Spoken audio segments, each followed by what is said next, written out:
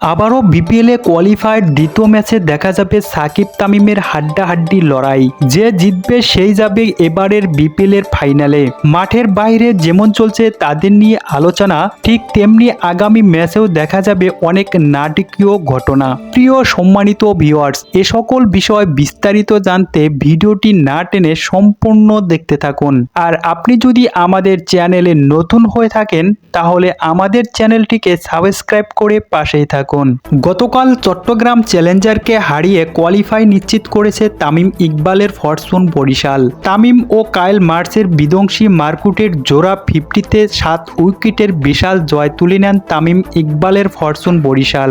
বিপিএলের নিয়ম অনুযায়ী প্রথম কোয়ালিফাই ম্যাচের মধ্যে যে দল জিতবে সে দল যাবে ফাইনালে এবং অপর দলকে খেলতে হবে কোয়ালিফায়ার 2-তে উঠে আসা দলের সাথে। তাই তো গতকাল কুমিল্লার কাছে বিশাল ব্যবধানে হেরে যাওয়ায় কোয়ালিফায়ার 2-তে খেলতে হবে সাকিবের রংপুর রাইডার্সকে।